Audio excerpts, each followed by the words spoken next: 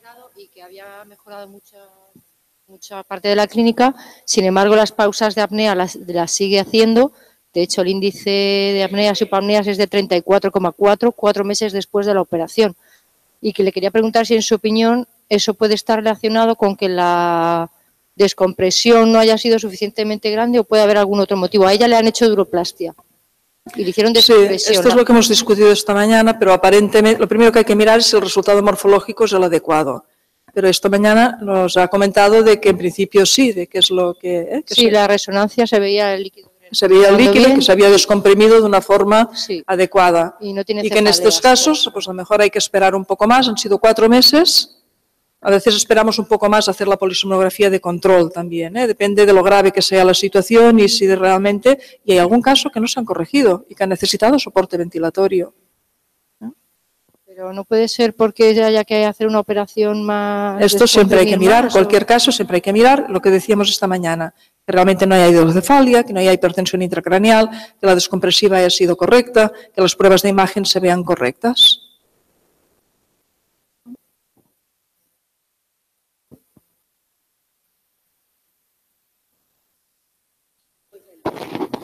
Hola, yo para la doctora Poca. Bueno, no es de la charla de esta tarde, es de la mañana, bueno, sobre el Chiari. Quería preguntar si un enfermo con antifosfolípidos puede operarse. A ver, un enfermo que tenga cualquier trastorno de la coagulación y tal, puede operarse lo que necesite con una preparación adecuada.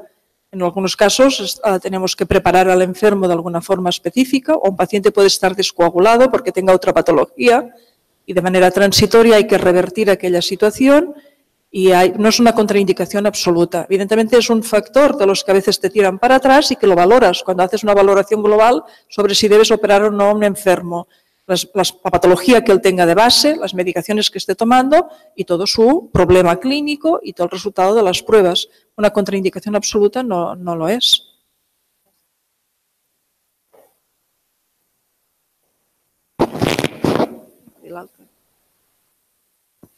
Buenas.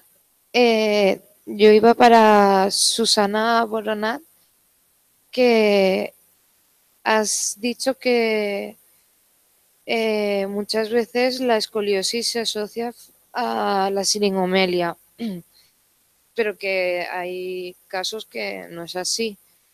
Yo, por ejemplo, sí que es verdad que tengo escoliosis, en mi caso, que tengo escoliosis y tenía siringomelia, pero la siringomelia, como bien sabe la doctora Poca, tengo la suerte de que ya me ha desaparecido casi del todo. Entonces, quería saber un poco la asociación que tiene, o sea, la escoliosis con la siringomelia, un poco, o sea, lo que tiene que ver una cosa con lo otro.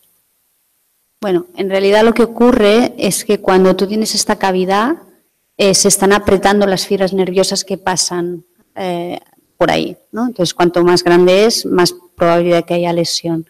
Entonces, la escoliosis en realidad es que como hay una disfunción de estas vías, los músculos paravertebrales, que son los que mantienen la columna recta, algunos de ellos están más débiles que otros de forma asimétrica y eso hace que tú hagas esa curvatura. El problema es que si se tarda demasiado en corregir, esto puede quedar como secuela. Es decir, una vez se ha provocado esa escoliosis, aunque tú arregles la siringomielia, puede ser que ocurra que esa lesión quede permanente o incluso, aunque neurológicamente se mejore, tú ya has provocado como una alteración de la curvatura que es difícilmente recuperable del todo. No sé si vos hacéis algún mes. Sí, a mí me gusta decir que, por ejemplo, en las escuelas, desde hace unos años es una práctica habitual hacer revisiones a los niños, simples, pero una de las cosas que miran es les miran la espalda, a ver si están... Y esto ha sido motivo muchas veces de acabar encontrando una escoliosis que era secundaria a una siringomielia o a un Chiari. He tenido niños que han venido así, que este ha sido el origen, sin tener clínica aparente. Claro, tener una escoliosis ya es clínica porque no es normal. Pero esto ha sido el motivo muchas veces de diagnosticar la malformación.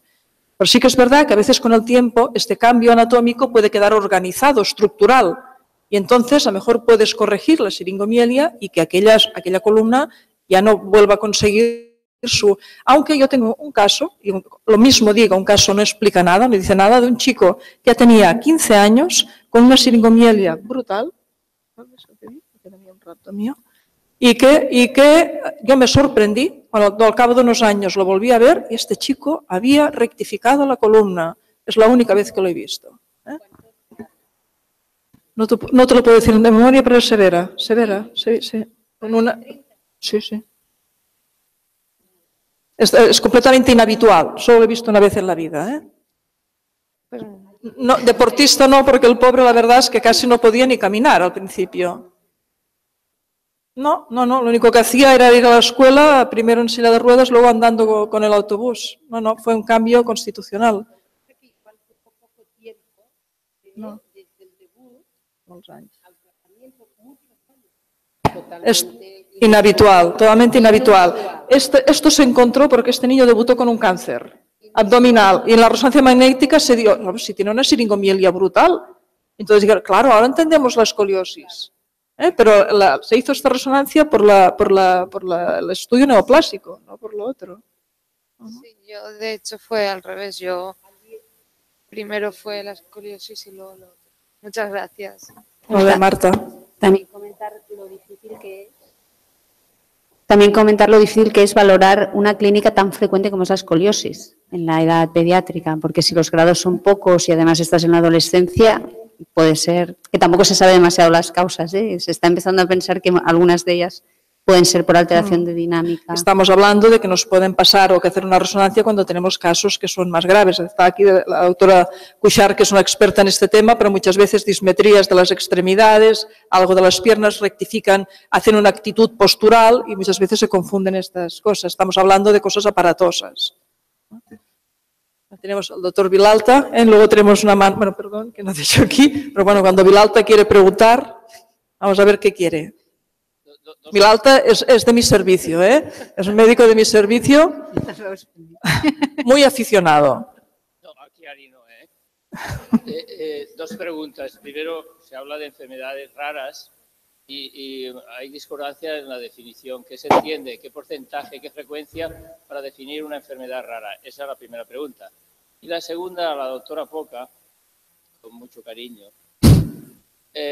si ella participaría en un estudio prospectivo, randomizado, multicéntrico, etcétera, porque sería muy difícil conseguir el número apropiado de casos, para comparar cirugía con dura abierta, cirugía sin dura abierta. Como te puedes imaginar, a la segunda pregunta es rotundamente no. Desde el punto de vista ético, yo no puedo hacer una técnica quirúrgica que considero que no es efectiva. Y esto es rotundamente no. Respecto a la primera y a lo de los casos, pues no te creas que está tan claro, porque la definición de enfermedad rara viene por un afecto, según depende de dónde mires la nomenclatura, un afecto cada 2.000 habitantes, en otros sitios antes era uno cada 1.500. La malformación de Chiari, estamos en el límite y realmente hoy en día se piensa que ya no debería ser una enfermedad rara, ya no se puede considerar una enfermedad rara, al menos el Chiari 1, porque no alcanzamos estas cifras. Es cierto que continuamos teniendo un código en Orphanet, de que está registrada dentro de la FEDER, pero en el futuro probablemente si llegamos a tener un estudio de epidemiología mucho más exhaustivo, veremos que la incidencia es más alta y no entraríamos probablemente dentro del capítulo de enfermedades raras. Una cosa distinta es el Chiari 2, las malformaciones complejas, etc. Pero estrictamente la última de las definiciones era 1 de cada 2.000. En el mielomeningocele, por ejemplo, no está considerada una malformación ni una enfermedad rara porque su frecuencia no lo permitía, pero en cambio ahora sí se mira la frecuencia por nacidos vivos como la tasa de interrupción de embarazo ha aumentado mucho, ahora ya entraría dentro de lo que es los parámetros de una enfermedad rara. De hecho, el Chiari 2 también tiene un código ya en Orphanet. No es tanto la espina bífida como tal, ni el meningocele, pero sí el Chiari 2.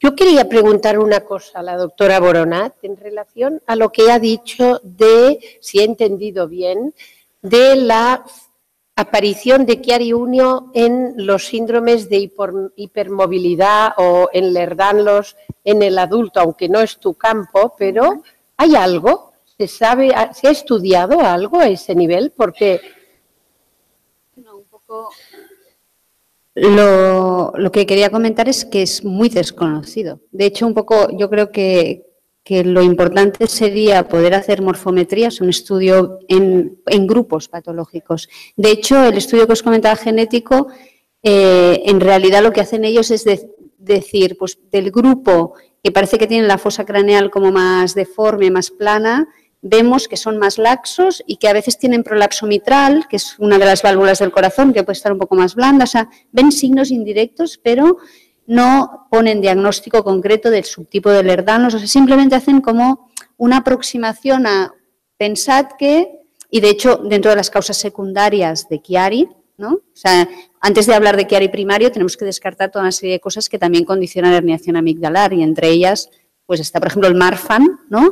Que aparte puede tener también una fístula dural y perder líquido cefalorraquídeo, o sea que puede provocar en sí pues una malformación, pero que ya no estaríamos hablando de la primaria o de la idiopática.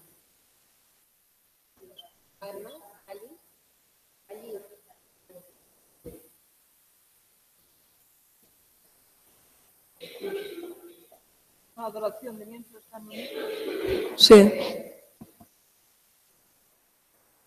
No, son anecdóticos. Hay un case report en la literatura.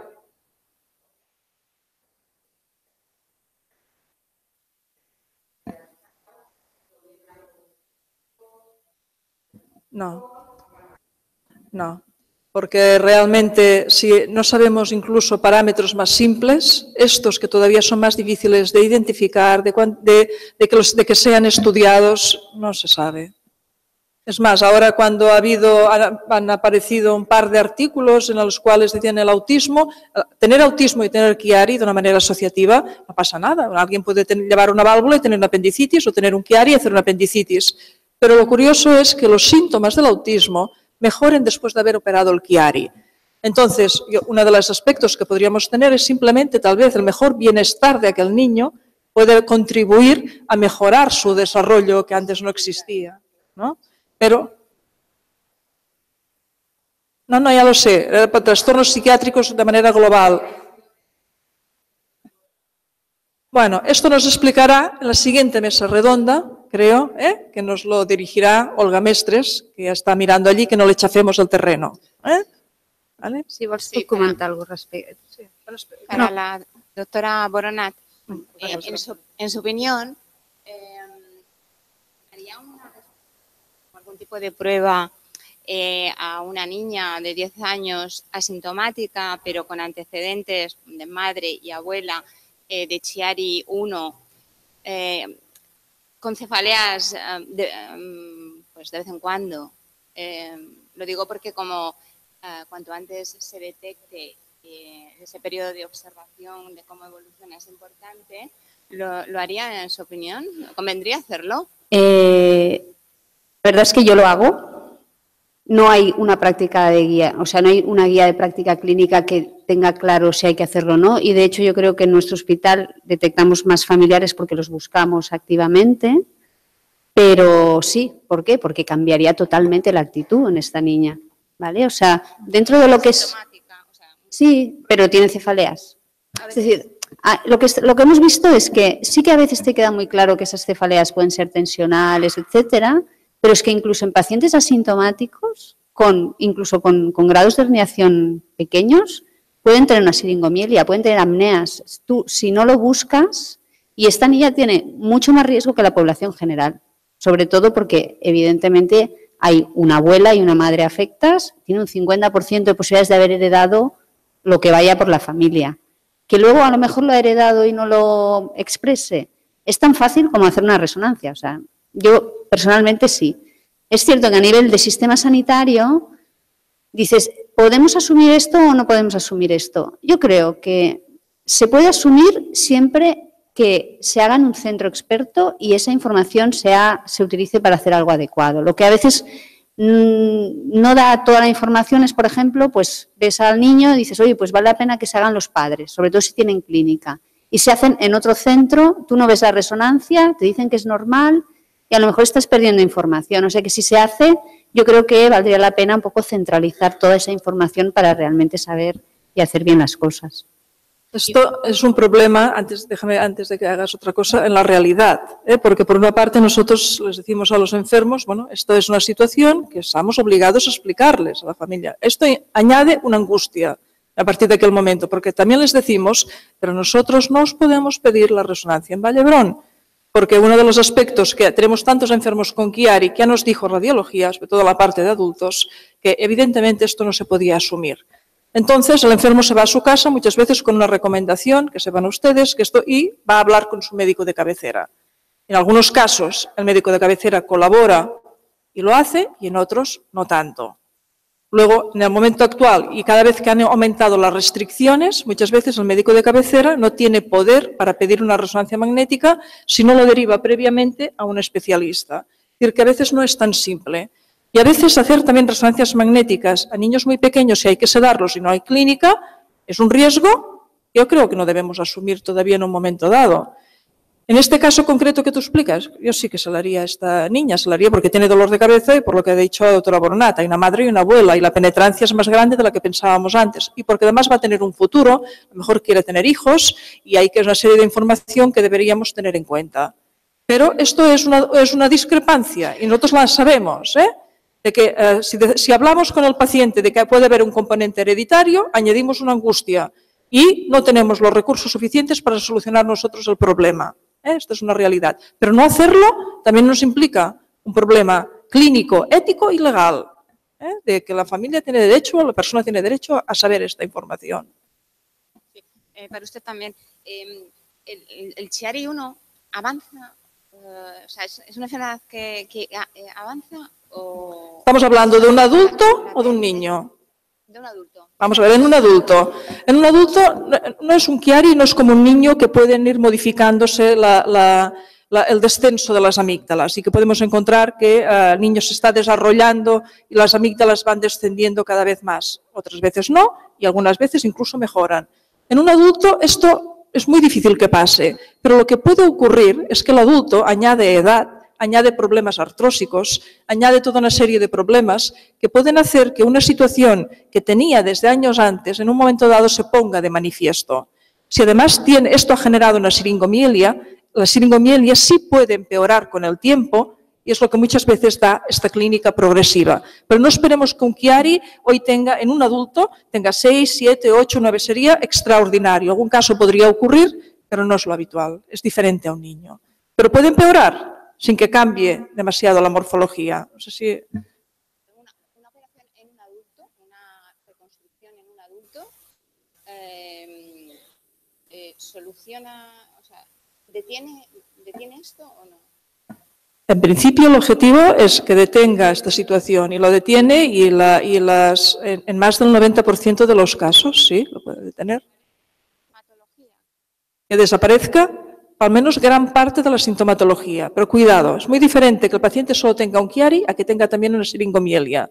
Cuando solo tiene un Chiari, resolver la cefalea y los mareos es bastante probable y bastante rápido.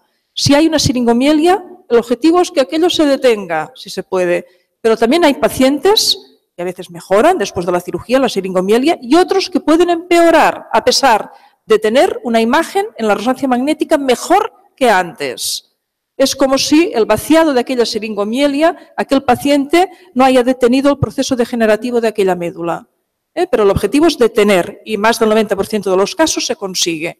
Hay un porcentaje que no, evidentemente.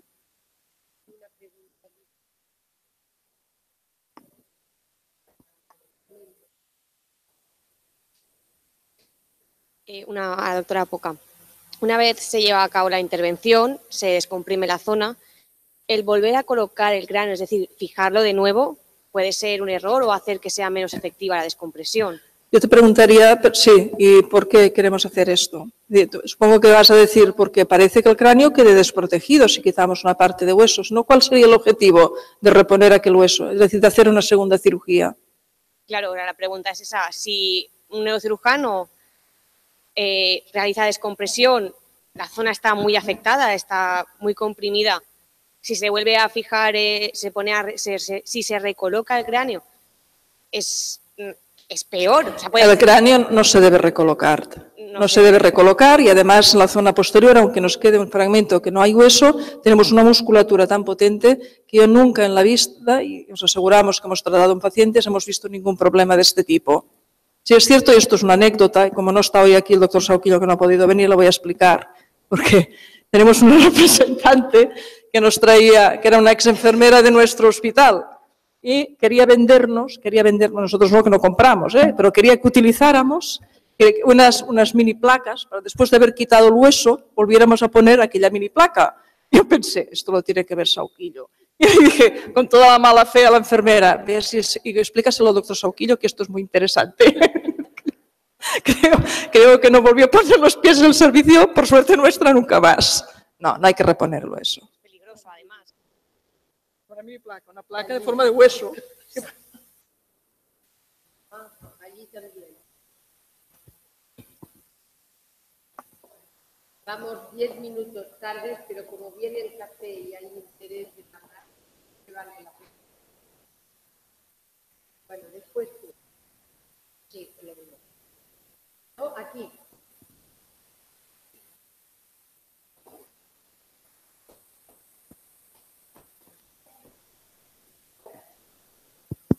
Mira, que bien. Un paciente con Chiari que tiene un hijo con epilepsia, ¿usted le recomendaría que le hiciese una resonancia al hijo? Solo por el hecho de tener epilepsia ya tiene que tener una resonancia magnética. No, pero no la tiene.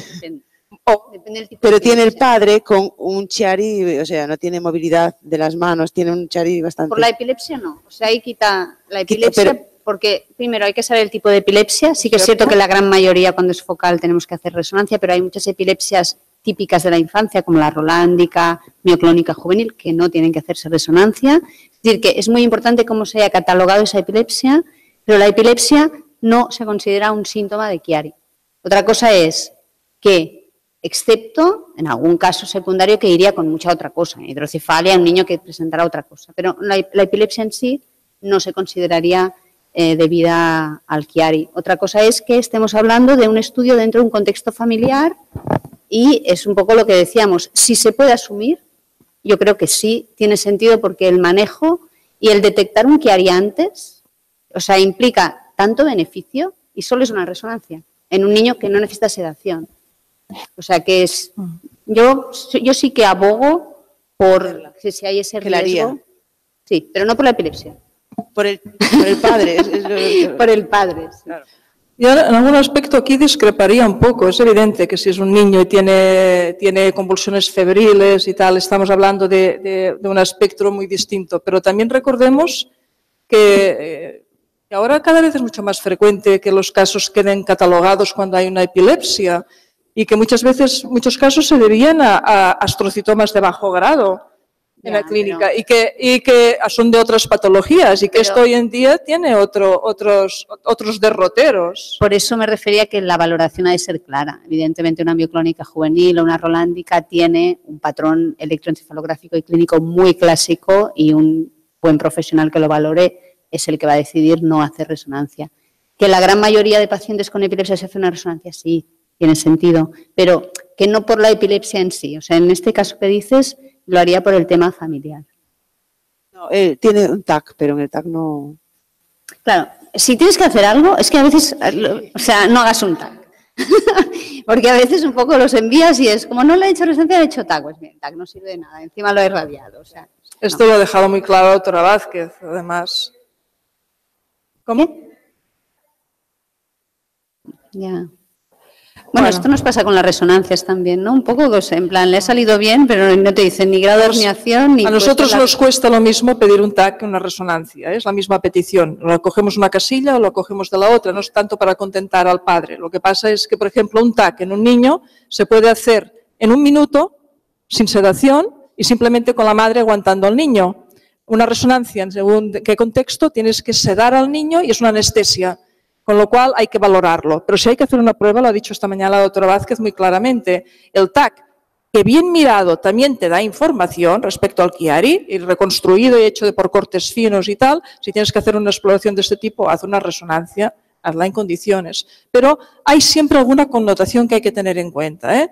Porque a veces hacemos un TAC y no una resonancia en determinadas patologías, porque digo, 1 minuto respecto a una anestesia. Entonces, en determinados casos sí que vale la pena hacerlo. Allí. Buenas tardes. Conforme hoy en día está la seguridad social, a muchos nos han dado el alta. Entonces, ¿en qué punto una persona con Chiari tipo 1 tiene que notarse de tengo que volver al médico porque esto no está funcionando y creo que voy a peor? Cuando estás mal y te dan el alta.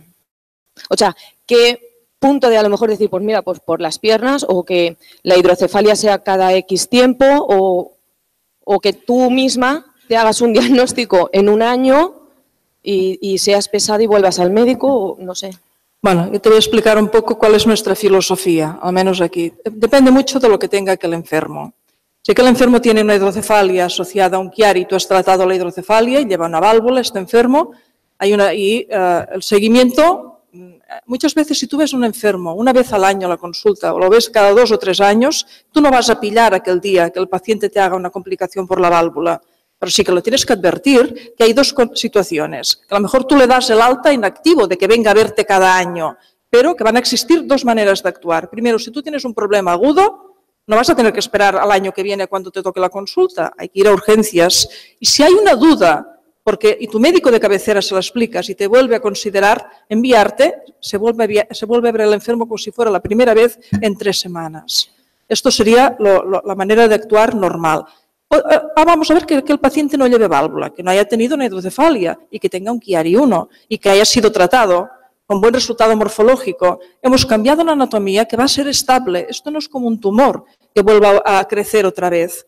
Una vez te has asegurado de que los cambios están consolidados, a aquel paciente no le puedes ofrecer nada más desde el punto de vista quirúrgico. Y si un enfermo no está operado, pues es si mantiene la situación clínica. Si el paciente empeora, tiene que volver a la consulta. Empeorar es encontrarse claramente, distintamente diferente a antes respecto a lo que tenía. Cada vez tengo más dolor de cabeza, característico de Chiari, o tengo problemas que antes no tenía, he perdido fuerza, he perdido sensibilidad. Es decir, que es algo que marca a veces el sentido común. Me encuentro claramente peor. Mejor te dan el alta porque te han hecho otra prueba de control y te han encontrado que estás exactamente igual que la previa. Pero entonces, bueno, es que ya no te puedo contestar. Entonces hay que valorar cada vez que te vea el médico si tienes criterios quirúrgicos o no. O puedes tener dolor de cabeza que no tenga nada que ver con el Chiari. Lo ha explicado muy bien la doctora Boronat. A veces hay un componente tensional que la cefalea también se centra en la fosa posterior. Y a veces al enfermo a veces nos cuesta que entiendan que a lo mejor no tiene un criterio quirúrgico y que a lo mejor se quedaría igual con dolor de cabeza después. No solamente todo lo arregla la cirugía. Y esto a veces tenemos mal entendido con el enfermo, que le cuesta ver una determinada situación. Y ahora estoy hablando en general, de generalidades.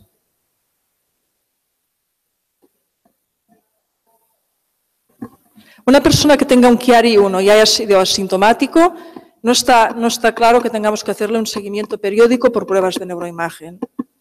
Si hay un cambio clínico relevante, sí, y de hecho el enfermo siempre vuelve. Si hay un cambio clínico relevante, o lo envía al médico de cabecera y acabas haciéndole una resonancia de control. Ahí vale la pena comentar que es óptimo buscar un equipo que tenga neurocirujano y neurólogo, y de hecho muchas de los pacientes los llevamos conjuntamente, y ahí sí que te puede ayudar que el neurólogo, una vez descartado que realmente haya una indicación quirúrgica clara, el resto de sintomatología sí que a lo mejor te puede aportar algo más. No es infrecuente que una vez operados los enfermos, a lo mejor los derivemos a la unidad de cefaleas. Y probablemente algunos de ustedes han ido a la unidad de cefaleas porque es un neurólogo que está especializado en dolor de cabeza residual, que entiende y que además hablamos el mismo lenguaje, que puede hablar conmigo directamente si hace falta, con el doctor Sauquillo, con quien sea, que tenemos las pruebas en el mismo centro y que nos puede ayudar a reconducir situaciones, porque un enfermo puede tener 2 cosas y 3 y 4 a la vez. Bueno, Boronat ha hablado de cuando está en el feto en la barriga, que también se puede ver, ¿no? Distintas... ¿En la resonancia dices? ¿En la barriga? No. No, cuando has estado enseñando las imágenes del feto que se... La doctora Cuixart estás hablando. No he enseñado resonancia de feto. De hecho, el Chiari primario, no se diagnosticaría intraútero. Sí, pues entonces me habré equivocado. Lo de la banana y tal, ¿te refieres a eso? ¿Es lo que habla? Eso es asociado al mielomeningocele. Es el Chiari 2 asociado al mielomeningocele. Vale, sí, pues por ahí quería más o menos tirar. Yo, por ejemplo, cuando mi madre estaba embarazada, a los 4 o 5 meses o así, le dijeron que el embarazo que iba mal, que mi cuerpo sí que se estaba desarrollando bien, pero que mi cabeza que no, que era como que se había estancado, que no crecía. Y luego ya a los 2 meses, pasaron 2 meses, y dijeron que todo iba bien, que ya la cabeza tenía pues eso, igual que el cuerpo, que estaba bien. Y claro, antes le había preguntado a mi madre, cuando supuestamente estaba mal, que entonces qué consecuencias podía acarrear eso. Y le dijeron, hombre, pues puede ser que la niña que nazca con alguna malformación o alguna patología así rara. Y luego al ver ya que todo iba bien, le dijeron, bueno, pero ahora ya todo va bien, ya no creo que nazca con nada raro. Y claro, y durante eso, en la fase de la infancia y todo eso, sí que tuve manifestaciones así que luego han coincidido con síntomas de Chiari o de hidrocefalia, y siempre me las han acarreado pues al crecimiento o a cosas así. Y la cosa era eso, que si desde el feto ya se forma, en realidad era esa la pregunta, que si sabemos que no se sabe cierto de verdad, si podemos llegar a saber que eso, que es si sabemos si se forma o no, pero más o menos. Mira, yo no soy especialista en medicina fetal, pero desde luego la medicina fetal ha cambiado muchísimo en los últimos años. O sea, hace 20 años las ecografías no daban la información que dan ahora. Actualmente la ecografía de las 20 semanas de gestación, la ecografía morfológica, da mucha información para distintas malformaciones. Una cosa es esto y otra cosa es que durante el control ecográfico del embarazo se observe una disminución del tamaño, digamos, cefálico, que eso puede deberse a otra cosa y no tiene nada que ver. Yo, en este sentido, creo que si tú me preguntas por ti en concreto, yo no me liaría, o sea... Podría tener alguna relación. Pero es que no lleva a nada.